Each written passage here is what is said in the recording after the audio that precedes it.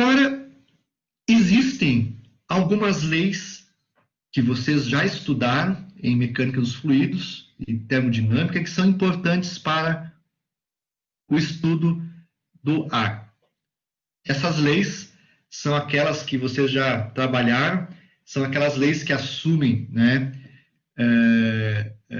pressão constante, volume constante, temperatura constante. Na realidade, sempre, para qualquer quantidade de ar, sempre as propriedades variáveis em uma certa quantidade de ar é a pressão, o volume e a temperatura.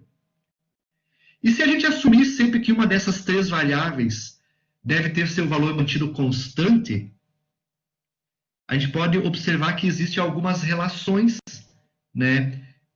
Por exemplo, se nós admitirmos que a temperatura se mantenha constante, a pressão vezes o volume vai ser igual a constante. Se nós admitirmos em certas operações que pressão é constante, volume sobre tempo vai ser igual a constante. Se nós admitirmos que o volume vai ser constante, né, a pressão sobre temperatura vai ser igual a constante. Então, a gente pode relacionar, né, mantendo certas características, que a pressão 1 vezes volume 1 igual a P2 vezes volume 2, por exemplo. Que V1 sobre temperatura T1 é igual a volume 2 sobre temperatura T2. Ou que pressão P1 sobre temperatura T1 igual a pressão 2 sobre temperatura 2. Então, a gente pode fazer essas avaliações, né, com relação ao ar. E aí, então, surgem algumas leis que são importantes, que vocês já viram elas. A primeira lei é a lei de Boyle-Mariotte, né? Quando a temperatura é constante, o volume de uma determinada massa gasosa é inversamente proporcional à pressão a que está submetida. Aí, ó, tá? Imaginem aqui embaixo que eu tenha um cilindro pneumático para nós poder, que vai variar o volume, tá? E tem um certo volume, então, inicial, né? Aqui dentro tem um certo volume, um volume inicial V1 de ar. Esse volume V1 de ar, inicialmente ele está está aqui o volume, então, ó, esse volume é 15 em alguma unidade, aqui, desculpe, 16. Esse volume inicial é 16. Então, ó, esse volume inicial é 16. L vezes diâmetro, L vezes área do êmbolo dá o volume. Então, para demonstração aqui, esse volume inicial é 16 alguma coisa, tá? Então, se nós pegarmos este volume e reduzirmos, a lei de Boyle-Mariotte diz que P1V1 igual a P2V2. Então, se nós diminuirmos esse volume pela metade, tá? Se nós diminuirmos o volume pela metade, né, para compensar o P1V1 igual a P2V2, a pressão dobra. Se eu pegar esses 8 e reduzir pela metade, a pressão dobra. Para manter sempre a proporção, a pressão dobra. Inicialmente, ó, 16 vezes 1 é 16. 8 vezes 2, 16. 4 vezes 4, 16. 2 vezes 8, 16. Então, à medida que nós pressurizamos, mudamos o volume do sistema, a pressão interna aumenta. É claro que isso só é conseguido se isso for feito lentamente e o aquecimento do ar, devido à variação de pressão, for perdido pelas fronteiras do atuador. Então, se nós considerarmos que o sistema é isotérmico, que a temperatura é constante, né, o calor gerado pela compressão aumenta a temperatura, mas há uma perda pelas fronteiras do sistema, a gente encontra, então, está trabalhando com a lei de Boyle-Mariotte. Tá? P1V1 igual a P2V2. Então, para nós selecionarmos um compressor de ar, nós vamos ter que utilizar a equação a lei de Boyle e Mariotti para fazer essa seleção, tá? Então, a gente vai ocupar essa expressão para fazer a seleção, por exemplo, de um compressor de ar, tá? A gente já vai fazer depois algum exemplo envolvendo isso aí, tá? Então, essa é a lei. Ó, e se eu reduzir no último para 1 volume, certo? A pressão tem que ser 16. E olhe, tudo isso no sistema absoluto.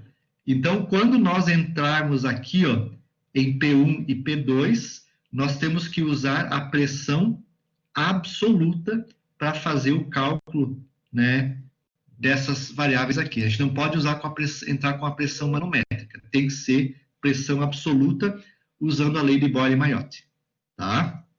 Então, como um exemplo, imagine o seguinte, ó, ligado então à indústria, que é a utilização do ar na indústria, tá?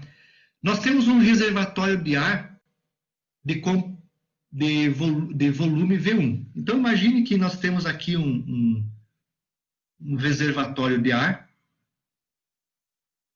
Esse reservatório de ar, certo? Um reservatório, então, vertical, tá? Esse reservatório de ar, pessoal, ele está, né? Ele apresenta internamente um volume V1 de 2 metros cúbicos. E a pressão dele internamente é uma pressão de 3 bar. Aqui nós temos que verificar sempre se essa pressão é absoluta ou ela é manométrica, tá? Então, para fazer esse cálculo, nós precisamos ter aqui pressão absoluta. Então, é 3 bar de pressão absoluta. É 2 bar de pressão atmosférica, mais ou menos, né? Usando 1 como parâmetro, tá? O que eu quero saber é se eu tenho 2 metros cúbicos de ar nesta pressão, qual que é o volume de ar correspondente da pressão atmosférica. Então, aqui na atmosfera, né, tá aqui a atmosfera, eu quero saber qual que é vamos imaginar, né, que eu queira a atmosfera. Saber qual que é a quantidade de ar que eu tenho na pressão atmosfera. Lá no nível do mar, 1.013, atmosfera, nível do mar, no nível do mar, quantos metros cúbicos eu deveria retirar da atmosfera, lá no nível do mar, 1,013 bar, para colocar aqui dentro e pressurizar esse sistema, esse volume de 2 metros cúbicos em 3 bar. Quantas unidades de volume eu preciso tirar da atmosfera para colocar aqui dentro desse reservatório? Tá? Essa é a pergunta. Tá? Então, para isso, então, eu quero saber na pressão P2. Vamos admitir, então, que V1 e P1 é a pressão no nível, a pressão no interior do reservatório, e P2 é a pressão atmosférica. Poderia ser o contrário das unidades. Geralmente, a gente usa o 1 como pressão atmosférica e o 2 como pressão no interior do reservatório. Tá? O que a gente vai usar? Vai fazer o cálculo simples, né? Vamos usar a lei de Boyle e Mariotti, P1, V1, igual a P2, V2. Né? Muito simples. Vamos, então, a nossa pressão absoluta é 3 bar de pressão absoluta, e o nosso volume é 2 metros cúbicos do interior do reservatório. A pressão absoluta no nível do mar é 1,013 bar. Se fosse pressão manométrica, 0 bar de pressão manométrica. Daí dá para fazer o cálculo, né? Vezes V2, que é o volume de ar da atmosfera. Se nós fizermos esse cálculo, vai dar 3 vezes 2, né, sobre 1,013 igual a V2. Aí o V2 ele dá aproximadamente 5,9 metros cúbicos de ar. Então, para poder encher esse reservatório e pressurizar ele em 2 bar absoluto, eu preciso de aproximadamente 6 metros cúbicos de ar na pressão atmosférica. Eu tenho que sugar esse ar, ele passa pelo compressor, e esse compressor joga no interior do reservatório, pressurizando ele a 3 bar de pressão, 2 metros cúbicos. Tá? Então, é um cálculo que é bastante utilizado, principalmente para seleção de compressores, tá? E para cálculos de reservatório, tá? Então, se nós mantivermos então o cálculo, a lei de Boyle e Mariotti, né? Sempre, se eu fizer os dois cálculos, P1V1 vai ser igual a P2V2, considerando que o sistema seja isotérmico, tá? Então, é um cálculo simples que vocês vão desenvolver muito quando forem selecionar os compressores. Então, a lei funciona assim, tá? Ok? Lei de Charles, ela é a lei da pressão constante. Os volumes ocupados por uma mesma massa de gás sob pressão constante são proporcionais às temperaturas absolutas. Então, aqui nós temos o seguinte, ó. Agora, V1 sobre T1 igual a V2 sobre T2 igual a constante. E, nesta expressão, nós temos que entrar com a temperatura em Kelvin. Tá? Então, o que a lei de Charles diz? Tá? Aqui, inicialmente, nós temos um certo volume, que está numa certa temperatura.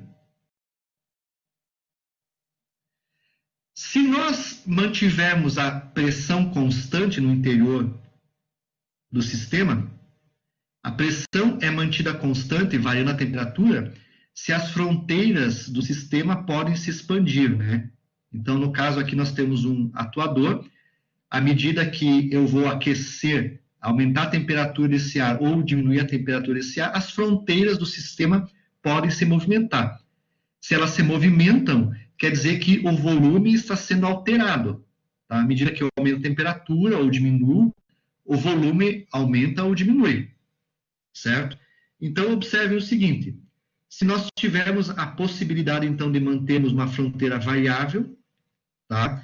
À medida que nós aumentarmos a temperatura, eu acho que a primeira que vem é essa, ó, aumentei a temperatura do ar, ele se expandiu, mas manteve a pressão constante.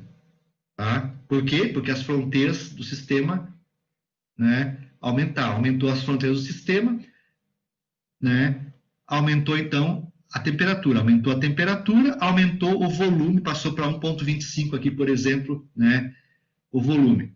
E a pressão internamente se manteve constante. Se eu resfriar este ar, né, então, do 1, se eu resfriar, vai ocorrer uma diminuição do volume, né? A fronteira, para manter a pressão constante aqui dentro, há uma diminuição do volume do ar, tá? Mantendo a relação V1T1 igual a V2T2 igual a V3 sobre T3, tá? Então, isso é o que fala, então, a lei de Charles, que trabalha com pressão constante, certo? Aí, então, novamente, então, a variação, é claro, mantendo, né, trabalhando, então, sempre com temperaturas, né, em graus Kelvin.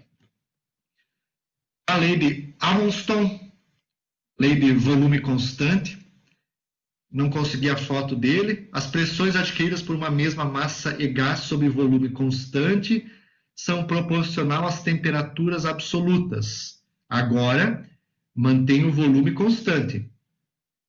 Se nós pegarmos um cilindro, agora ele não tem fronteiras móveis, né? As fronteiras são fixas, não há variação do volume. Se nós aumentarmos ou diminuirmos a temperatura, mantendo sempre o volume constante, a pressão aumenta e diminui.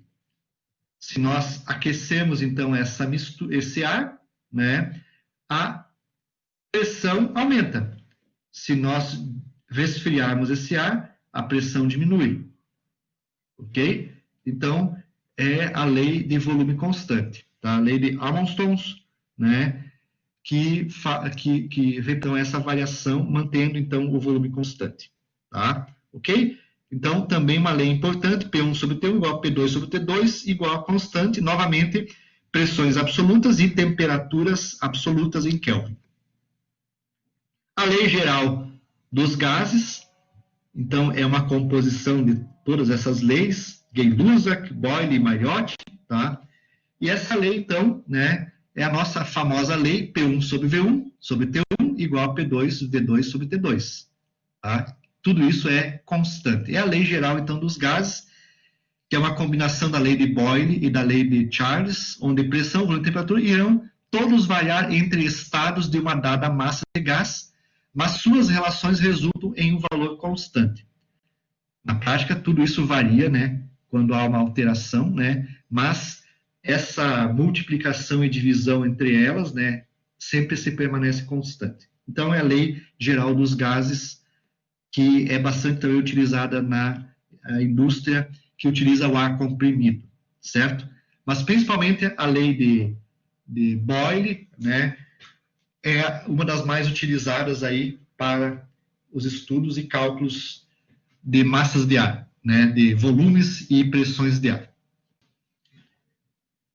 Esta é a bibliografia que estamos utilizando em nossas videoaulas.